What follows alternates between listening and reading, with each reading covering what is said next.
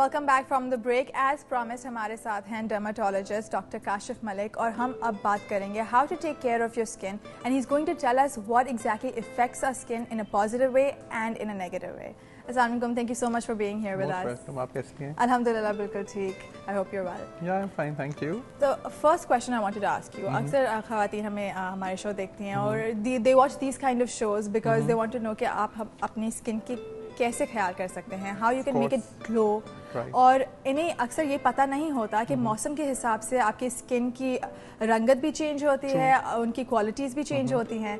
So can you tell us a little bit about the changing weather और weather के हिसाब से हम अपनी स्किन का कैसे ख्याल रख सकते हैं? देखिए, सबसे पहले तो ये कि नाउ अब summers are approaching, you know we are the verge of summers, so हमें oil free, because mostly Pakistani लोगों की skin is oily based, right? So they should use oil based oil free sun blocks, जो सबसे important है। इस साथ मैं recommend करूँगा for glowing skin vitamin C creams available हैं मार्केट में, they should use that as well.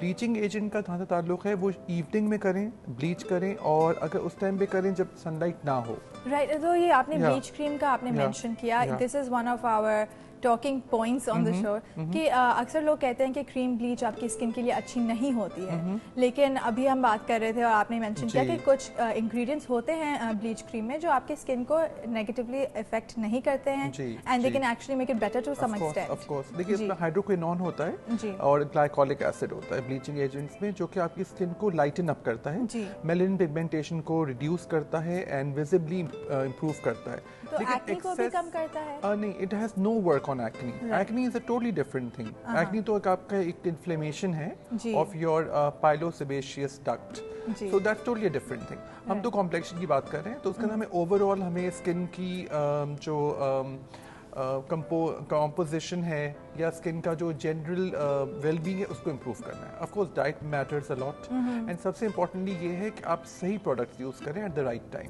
Over bleaching the skin can also cause problems. Definitely. तो व्हाट इज दिस पाइलोसेबेशियस? या पाइलोसेबेशियस एपरेटस, ये हमारा स्किन के अंदर ingredients होता है जो कि आपके एक्ने को कॉज करता है।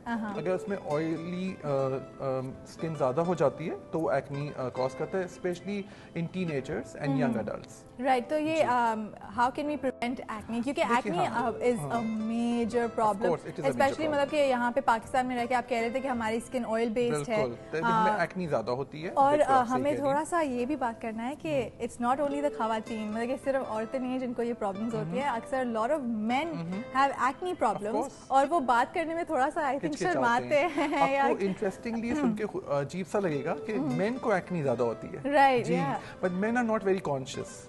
ठीक है, अच्छा, acne is something which can come and which can go on its own, but it has to be taken care of. इसका प्रॉब्लम सबसे बड़ा ये होता है कि एक्ने जहाँ पे खत्म हो जाती है वहाँ पे स्कार बन जाता है, that has to be averted by us. We as dermatologist हम आपको एक्ने को कंट्रोल करते हैं और वो स्कार फॉर्मेशन को रिड्यूस करते हैं। इसलिए मैं लोगों को ज्यादा कहता हूँ कि नेवर पिक योर एक्ने। मैं अभी यही कहने वाली थी लोग टच करके इसको खुजा देते हैं, क्या शाम में शादी में जाना है या कहीं जाना है, they will do that. That's criminal. That should be avoided at all costs. Right, क्योंकि वो फिर आपके स्किन पे बिल्कुल एक स्कार छोड़ देता है and it's very difficult for us to treat that. So what is the correct treatment of pimples? Okay, it depends. हमारे पास ये stages में आता है, first stage, second stage, third stage, mild, moderate, severe acne. Mild में तो हम सिर्फ उनको क्रीम्स देते हैं, उनको मैं डाइट पे बहुत उनको कहता हूँ, have lots of milk and yogurt, have lots of water, avoid aerated water and things like that. Stress management, देखिए I will not say people के पास स्ट्रेस नहीं है, स्ट्रेस बढ़ गए, बट स्ट्रेस मैनेजमेंट हमें करनी है in the form of exercise और स्लीप और राइट डाइट। उसके साथ साथ एक्ने का सबसे बड़ा प्रॉब्लम ये होता है कि ये नोड्यूल्स बना सकती है, तो उसमें हमें एंटीबायोटिक्स देने पड़ते हैं। So it is a long process, but मैं लोगों को ये कहूँगा कि they should come to the dermatologist as early as possible. जितना जल्दी आएंगे उतनी अच्छे रिजल्ट्स आएंगे। तो फिर ये जो पिंपल्स होते हैं, देयर आर सम जो 2-3 दिन के बाद चले जाते हैं, कुछ रहते हैं बहुत टाइम के लिए रहते हैं, तो डर्मेटोलॉजिस्ट के पास कब जाना चाहिए, एट व्हाट पॉइंट? देखिए, when they are persistingly there for 3 or more than 3 months, then you should go. There are some hormonal acne जो females में होती हैं, during some changes in them, उसके अंदर वो start होती है, when the things are over वो खुद ठीक हो जाती है, so that is not to be worried about, लेकिन वो आपको खुद आइडिया हो जाता है। लेकिन एक एक्नी होती है जो कि है and it is there and it's increasing और maybe it's deteriorating, you know, उसको हमें इम्प्रूव करना होता है and then they have to see us and they should see us. Right, और प्रेगनेंसी के वक्त में भी स्किन में बहुत सारी चेंजेस आती हैं। बिल्कुल आती हैं, स्पेशली मेलास्मा आता है जिसको हम आम ज़बान में छाइयाँ कहते हैं जी, but that's a temporary thing. Actually उसमें थोड़ा सा हार्मोनल इम्बैलेंस होता है, प्रोजेस्टेरोन एस्ट्रोजन का चेंजेस आती हैं, तो उसकी वजह से कभी कभी हो जाता है फीमेल्स को, but not in all the cases, but as delivery हो जाती है उसके बाद ये खुद ब खुद ठीक हो जाता है। तो ये प्रेगनेंसी के दौरान कोई प्रोडक्ट्स हैं जिससे आपको दूर रहना चाहिए? जी बिल्कुल, हम उसमें अवॉइड करते हैं उनको बहुत ही स्ट्रॉन्ग एजेंट्स देना, ताकि वो अभी स्टेज पे होते हैं they can't really tolerate it well, तो हम उनको कहते हैं वेट कर लें डिलीवरी हो जाए, देन अगर वो ठीक हो गया खुद ब खुद good enough, otherwise if it is not gone then come to us, then we will help them out. Right, so I also wanted to ask you कि फेस के प्रोडक्ट्स जो हैं वो किस हद तक काम करते हैं, and specially modgirl cream bleach, तो how will it help your skin? देखिए और कब इस्तेमाल करना चाहिए? It should be used if needed, you know, जिस वक्त ज़रूरत है। बहुत ज़्यादा ओवर ब्लीचिंग करने से भी आपका हेयर इंक्रीज हो सकता है, फेशियल हेयर की बात मैं कर रहा हूँ। Over bleaching is wrong, of course it should not be recommended by anyone, और उसको उसको करना चाहिए when you absolutely need it. But इसका मैं बता दूं कि bleaching agents have no work on the acne, so जो लोग एक्नी के ऊपर ब्लीचिंग एजेंट्स लगाते हैं that's really big blunder they are doing, वो उसको और ख़राब कर देगा। So bleaching agents for the skin वो उसको इम्प्रूव थोड़ा सा करता है टेक्सचर को, बट साथ साथ आप सनब्लॉक जरूर लगाएं। तो ब्लीच को आप लगाएं और ब्लीच को सिर्फ रात में लगाना चाहिए। तो ब्लीच को सिर्फ रात में लगाना चाहिए। इज देयर एनीथिंग एल्स जो हमें रिफ्रेन करना चाहिए कि ब्लीच के बाद हमें मेकअप इस्तेमाल कर सकते हैं? एक दो दिन रुक जाएं, उसमें थोड़े से एजेंट्स आते हैं, एक दो दिन आप खवातीन को कह रहे हैं कि एक दो दिन हम मेकअप ना लगाएं? नहीं, मैं ये कहूँगा कि एक मैं उनको एक प्रोडक्ट एक कॉम्बिनेशन देते हैं, एक सनब्लॉक और एक विटामिन सी क्रीम का, उनको मैं कहता हूँ वो पहले फेस पे लगा लें, ठीक है, और फिर उस पर आप मेकअप यूज कर सकते हैं। Actually they have to protect their skin directly from sunlight और from makeup. So what does bleach do exactly to your skin? Bleach actually converts your facial hair, which are usually dark in color, into a goldenish light color. Right. तो सिर्फ आपके वो बालों के रंग को change नहीं, और वो it also helps you improve your complexion, क्योंकि उसमें हाइड्रोक्विनोन होता है, ग्लाइकोलिक एसिड होता है, वो आपके मेलानिन पिगमेंट्स जो होते हैं फेस के अंदर उसको लाइटन अप करता है। लेकिन मैं ये बताता चलूँ कि ब्लीचिंग एजेंट्स यूज करने के साथ साथ आपको जरूर सनब्लॉक यूज करना चाहिए। If you're using only bleaching agents and you're not using sunblock, then the tan is inevitable.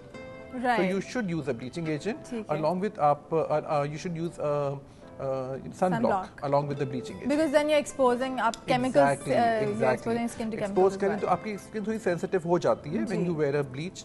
So आप उसको नॉर्मलाइज करने के लिए आप सनब्लॉक जरूर लगाएं। मैं तो वैसे भी कहता हूँ you should, specially in Karachi, you should use sunblock. It's something which is a ritual, which you should do it. Yeah, I really need to learn that. अब लिखना चाहिए, नोट लिखना चाहिए। And sunblock is not only for sun, it is for the dust, it is for the stove fire. तो हर चीज में हम exposed हैं इन चीजों में ना, तो we can't do without it. So what about other products? मतलब कि सिर्फ ब्लीच ही नहीं इस्तेमाल करते लोग, they use other products as well. जी, face washes and regular creams. तो मम्मी ये जो हाथों वगैरह की क्रीम्स भी होती हैं, अक्सर ये लोग फेस पे लगा देते हैं। That's very wrong, that's very wrong. तो हाथों की क्रीम्स में फर्क क्या होता है? जी, actually your skin of your hands and feet is thicker. Easy जबान में मैं बताऊंगा, थिकर है and different, and face skin is thinner and more sensitive, and of course we are more conscious. So skin के ऊपर जो face पर है तो आपकी प्रोडक्ट्स बिल्कुल डिफरेंट हो जाती हैं। बल्कि बहुत सारी चीज़ रिकमेंडेड नहीं है, विच आई एम सॉरी टू से, बहुत सारे लोग लगाते हैं फेस पे और उसका एक साइड इफेक्ट होता है कि आपका कॉम्प्लेक्शन बेहतर हो जाता है, and then you have a problem. And there are steroid creams which are on the face which should not be applied at all.